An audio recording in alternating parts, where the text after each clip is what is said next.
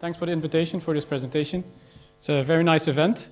I will show some things that we are doing in Tampere University of Technology on mainly robotics. But the thing that we work on is so much related to AI that I added a bunch of other words that sort of explain what are the things that we're actually going towards and what is the state of the art and where will the field of robotics together with society go towards. The main title is Cognitive Robotics because it should somehow exemplify that robots are getting more smart, you add intelligence, and it happens to be the name of my research group as well.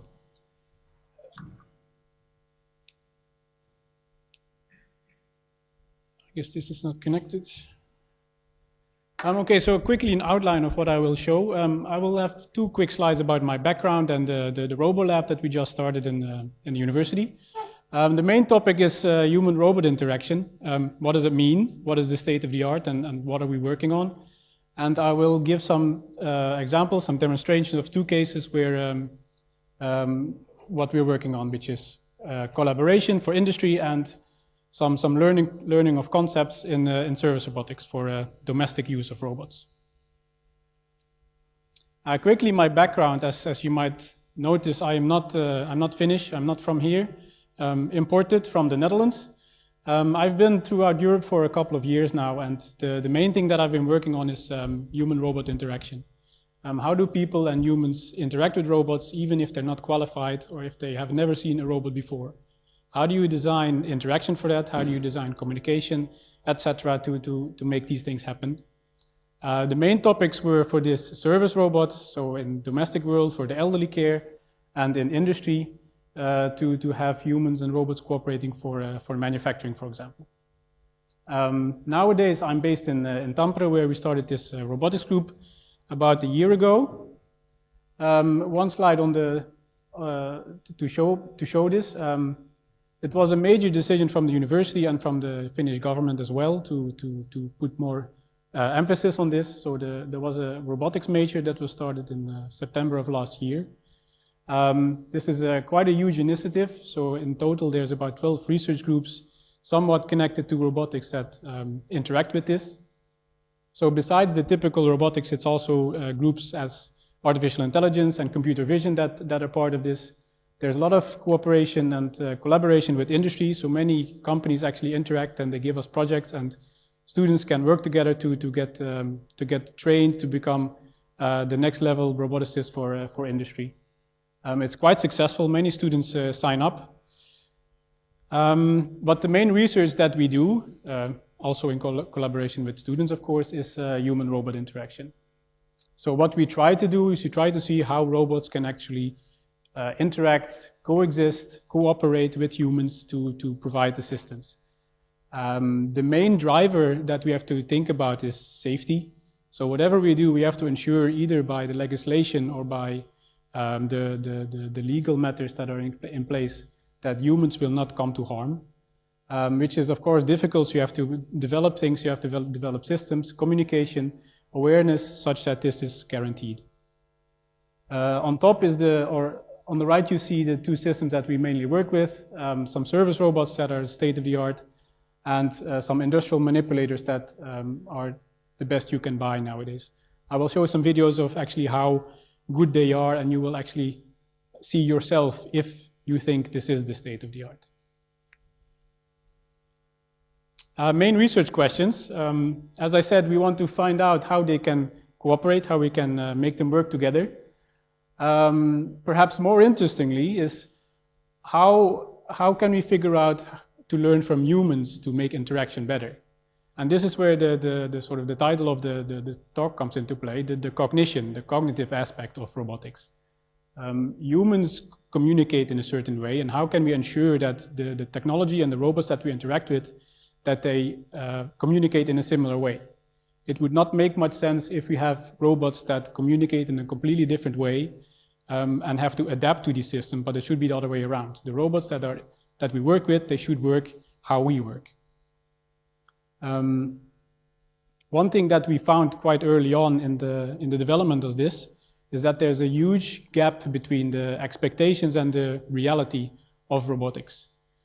Typically, people think robots are more capable than they really are. And it's quite a big problem.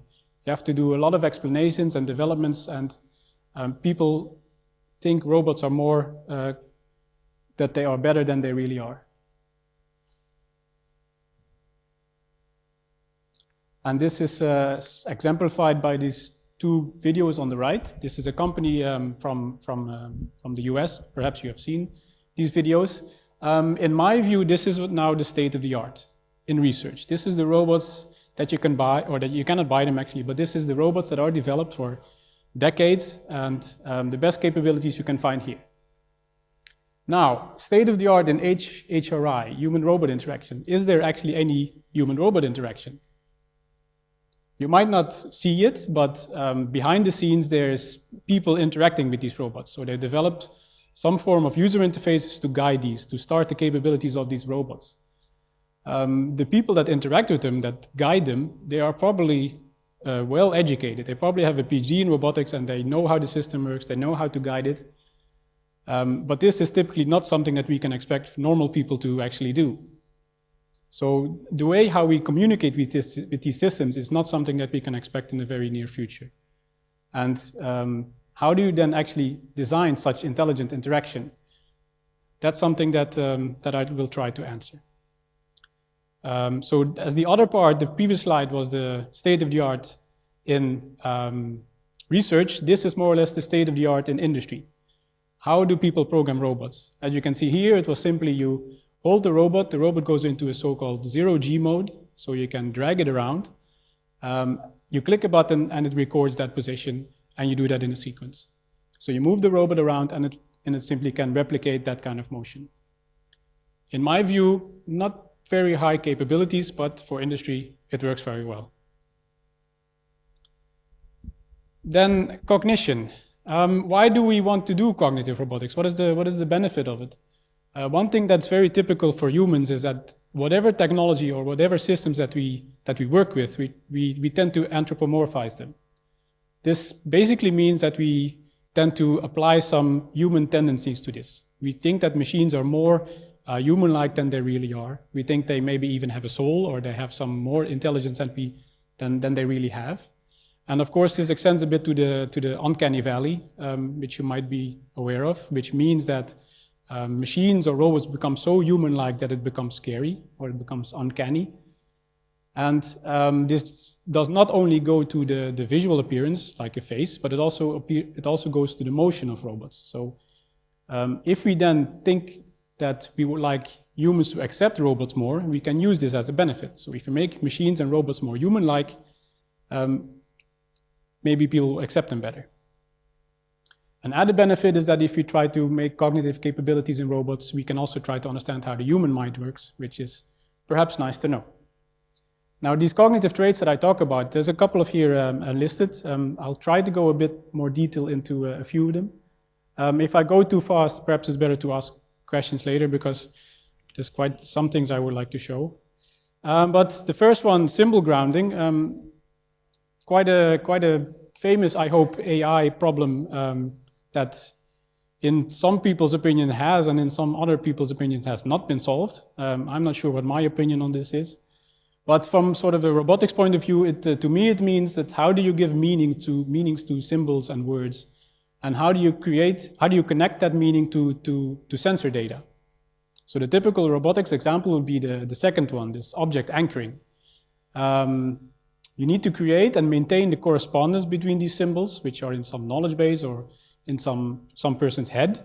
And how do you connect that to the sensor data that you measure? So you need to think about the same object, and the robot also needs to reflect to that same object. And this is not an easy problem, but in the robotics field, people have done things and have solved things to make this happen. And I will show later that we try to do this as well. Again, this relates obviously to the other presentation as well, and to knowledge representation in general as well. So how do you actually represent the knowledge that you want to communicate over? For example, the capabilities of a robot, how do you communicate that to a person? How do you know what they're talking about? Secondly, how do you reason over that knowledge?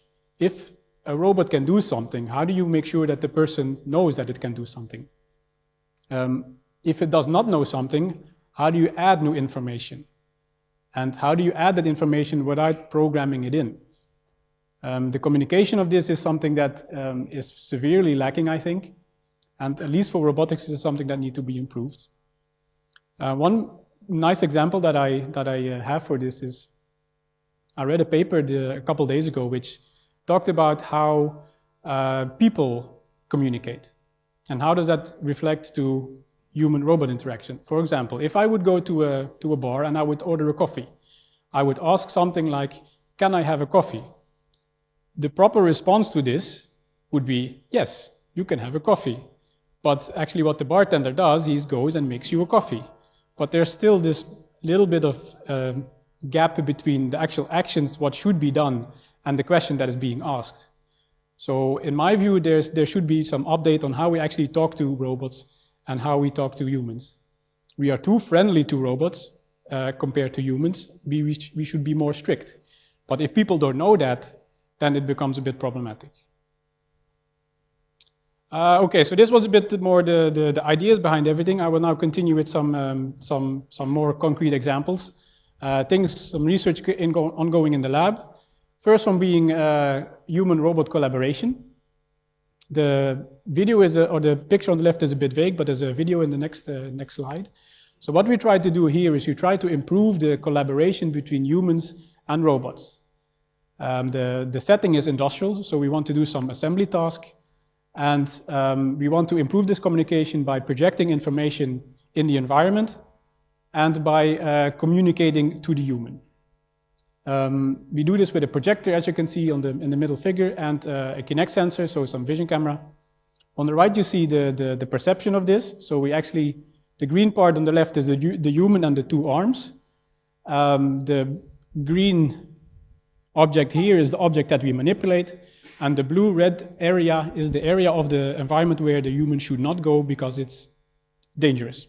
So if you go there, the robot should stop. So if we take a look on the aspect of communication and reasoning and learning, this is what we can conclude. The information that we project is virtual buttons, so the user interacts by moving their hands around and not physically pushing something. The safety region is displayed on the environment, and we reason over this safety region. And what we learn on the system is that we have a model of the workspace, so a model of where the human should go, or where the robot should go, and we have a model on what the assembly tasks are to assemble this product in the end, and the objects that should and should not be part of this assembly. We compare this to some method without this projecting. So you can see here on the left the method where no danger area is projected, and on the right we have this projection on the surface where the human can actually go and cannot go. The results on this are perhaps not so surprising.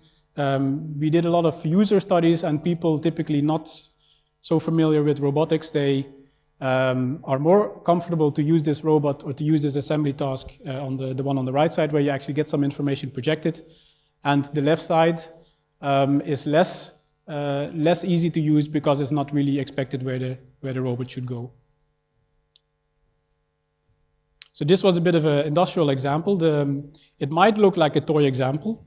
However, we are extending this with actual collaboration with industrial partners. So with some company in the Tampere region, we are now trying to implement this in the real system, and things are ongoing. Second big example that I would like to show is the learning of concepts. So now we have a different setting. We have a service robot that you see on the left, this Care Robot 4. This is the state-of-the-art robot that you can buy for services with robots in a domestic environment. And what we want to do is we want to communicate with this robot and see if it doesn't know concept, how can we actually teach this to the robot? The example here is that you would say you give some task to the robot, which is cooking spaghetti, and it might, for example, not know what the word cook is, or it might not know what spaghetti is. You have a big knowledge base that contains other information, and you can learn things to the robot by associating these concepts with other concepts.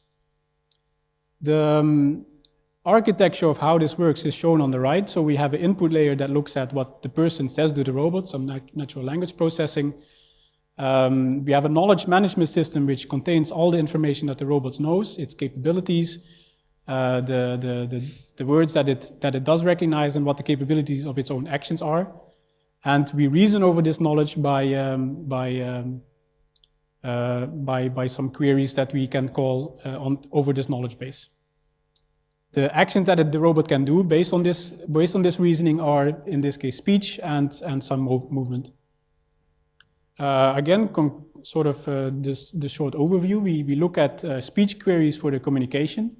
Reasoning is done over an ontology. So we have a big ontology that specifies which information we know, capabilities of the robot, the environment, and we can call queries on this ontology based on the speech that we recognize from its input. And then we can manipulate these symbols and these concepts in the knowledge base to associate them to unknown information. I'm not sure if the audio is working, but that's okay because the text or the speech that we say is displayed there. So perhaps I can start again. So what we do is we ask to the robot, please go to the sofa. In this case, the robot does not know what go to is, and it doesn't know what sofa is. And these are two things that we have to teach to the robot. It does know that to go means that it has to go to a different location, so we can associate this to the existing capabilities already in the knowledge base.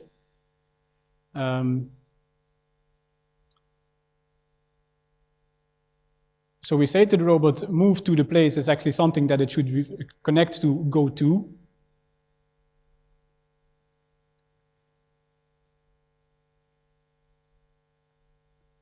The robot associates it, it knows it's done, and we can ask the question again.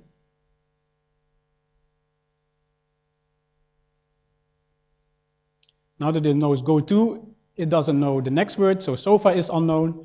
Sofa is simply known as a location, but in the knowledge base this is not known yet, so we can specify where sofa actually is.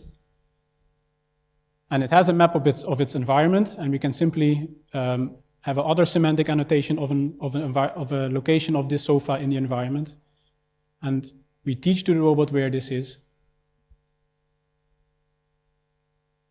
And in this case, kitchen is a semantic annotation in a certain location in the map that we have, which the robot knows, and based on this information we can then, the robot understands it, and we can ask the question again. Now it should both know the concepts that we just have taught to the robot. And obviously this does not take into account that natural language processing is actually very hard. It does not always recognize the things that we wanted to recognize. So in this case, we can show that the robot has successfully learned concepts or associated concepts that it already knows in the knowledge base. And it's small steps towards how we can improve this communication between humans and robots. I'm slowly wrapping up. Okay, so one thing that I still wanted to mention is that what can we all learn from this? And one thing that I'm still very much convinced about, and this is something that will probably not change over the next few decades, is that robotics is still very, very hard. And there's a big misunderstanding on what robots can do and what robots cannot do. And how we communicate to robots is something that we need to rethink. So we cannot simply assume that we can talk to robots in the same way that we can talk to humans, because the meanings of the sentences that we ask is disconnected. And then finally, what do I think that the future will hold? It's very difficult, I think. As of yet, in my view, there's very limited attention of AI in robotics. So there's huge potential of things that can actually be developed for robotics. Things that come to mind are machine learning and deep learning, of course, not only on the typical computer vision or audio processing, but also on the models of cognition. So how can we actually model things that happen in the human brain to associate them to what should happen in a computer brain? This relates obviously to semantics as well. The obvious thing of having a map with semantically annotated information is something that is already existing, but this can also be extended to other research as well. This is what the final thing I wanted to say. One more thing is that if anyone is interested in AI for robotics, there's an event coming up next May 30, related to this and related to industry in Tampere. Thank you very much.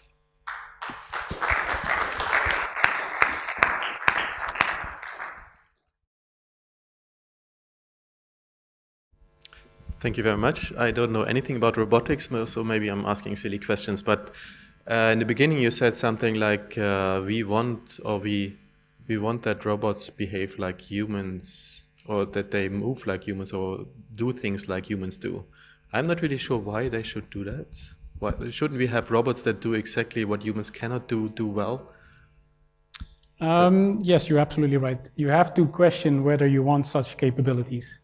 What perhaps was not the most clear is that behavior, how robots move, we probably don't need to have similar capabilities. But what should, in my opinion, be developed is the way we communicate. It would be wrong if we start assuming that every person that is not familiar with robots, that we need to teach them how to interact with robots. And we should adapt, or robots should adapt to us and not the other way around.